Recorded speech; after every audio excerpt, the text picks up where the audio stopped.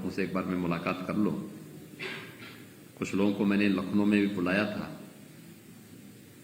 उस दिन तक काफी लोग ऐसे थे जो आ नहीं पाए थे। अकेले गोरखपुर से 74 बच्चे हैं, जिनमें 70 आ चुके हैं। 4 लोग, जिनमें से जिन लोगों के लिए व्यवस्था की जा रही है, जिसमें 4 लोग हैं, जो शेष 4 हैं उनमें से 2 तो पोलैंड एयरपोर्ट पर अभी एम्बेसी में हैं, जो हमारी इंडियन एम्बेसी है उसमें लोग आ चुके हैं, और 2 लोग ये सुमी यूक्रेन से ये पोल्टावा पहुंच चुके हैं। उनको भी सुरक्षित लाने की व्यवस्था की जा रही है। उत्तर प्रदेश से कुल 2290 छात्र वहां पे रहते हैं, जिनमें से 2078 वापस आ चुके हैं। शेष जो बचे हैं उनको भी लाने की पूरी व्यवस्था पूरे उसमें की जा रही है। और देखिए, ऑपरेशन गंगा नाम दिया गया इसका। तो ऑपरेशन गंगा के इस अभियान के लिए हम सभी सबसे पहले प्रधानमंत्री मोदी जी का हृदय से आभार व्यक्त करते हैं, जिन्होंने युद्धग्रस्त क्षेत्र में, आप में से जो हमारे छात्र वहां पे रहे होंगे, आप लोगों ने देखा होगा, ये सुविधा केवल भारतीय नागरिकों को और भारतीय छात्रों को ही प्राप्त हो पाया, किसी और को नहीं।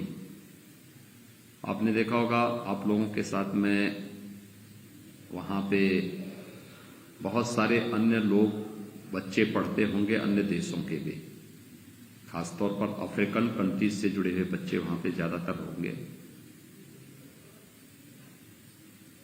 कोई सरकार वहां का संज्ञान नहीं ली है, किसी ने भी नहीं लिया। बेचारे अपने तरीके से जो निकल जा रहा है, बाकी सब भगवान भरोसे है। लेकिन यहां पे जैसे ही रूस ने यूक्रेन पे हमला किया, युद्ध शुरू हुआ, इसके साथ ही अपने नागरिकों को सुरक्षित वापस भारत लेके आना है। यह एक बैठक प्रधानमंत्री मोदी जी ने की और उसके बाद फिर कार्रवाई शुरू हुई। भारत सरकार ने भी और राज्य सरकार ने भी अपने यहां नोडल अधिकारियों की तैनाती करके सभी लोगों से जानकारी भी जुटाई। वे कौन लोग कहां पर हैं, क्या है, अभिभावकों के साथ संपर्क करना, संवाद बनाना। फिर हमारी जो भारतीय एम्बेसी है उसके द्वारा भी कार्रवाई वहां पर प्रारंभ की गई। अलग अलग देशों से जुड़े हुए मामले होने के नाते समस्याएं खड़ी होती हैं, लेकिन प्रधानमंत्री मोदी जी के कारण हर एक देश के साथ संबंध ठीक होने के कारण, रोमानिया है, हंगरी है, पोलैंड है, तो कहीं भी कोई समस्या नहीं खड़ी हो पाई।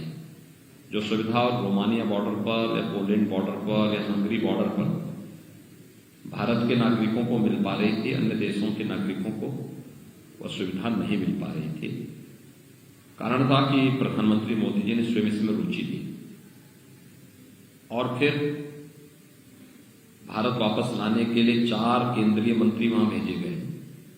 जनरल वीके सिंह जी वहां पर हैं, ज्योतिरादित्य सिंधिया वहां पर हैं, किरण रिजिजू वहां पर हैं और अन्य मंत्रीगण वहां पे मौजूद रह करके लोगों को सुरक्षित वापस लाने की तैयारी कर रहे हैं।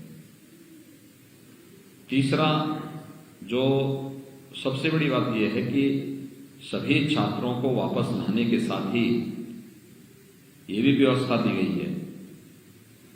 हमने जैसे उत्तर प्रदेश सरकार की तरफ से किया कि भाई हमारे अधिकारियों का एक पूरा ग्रुप दिल्ली में मौजूद रहेगा, जो वहां से उन छात्रों को ला करके यूपी भवन में ठहराएगा, फिर वहां से उनको सुरक्षित उनके घरों तक पहुंचाने की व्यवस्था करेगा।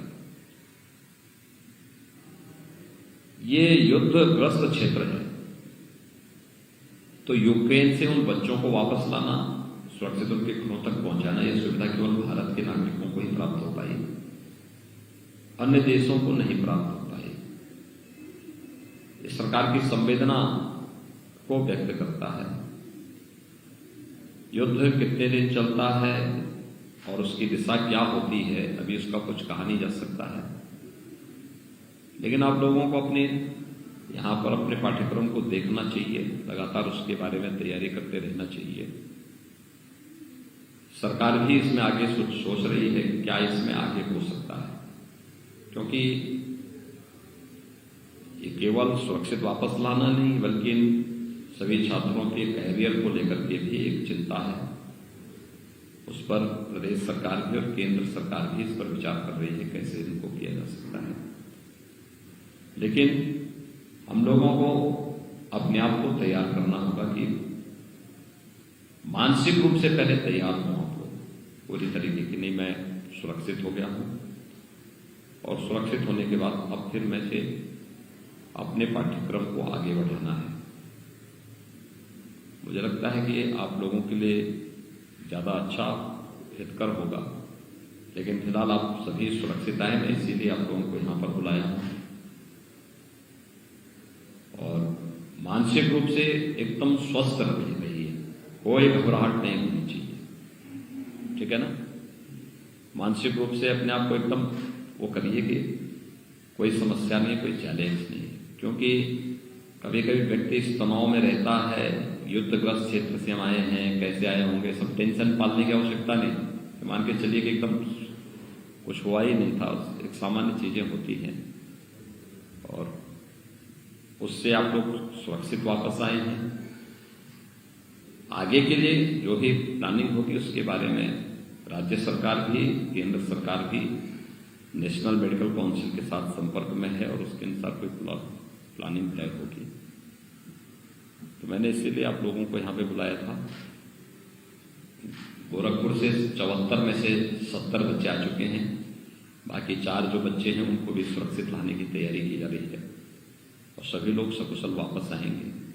अगर आप चाहते हैं कि आपको इस तरह का इन्फॉर्मेटिव वीडियो मिलता रहे तो आप हमारे चैनल द इंडिया प्लस को सब्सक्राइब करना ना भूलें। साथ में आप बेल आइकन को दबाना भी ना भूलें ताकि आपको नोटिफिकेशन मिलता रहे। आप हमारे इस वीडियो को शेयर भी कर सकते हैं।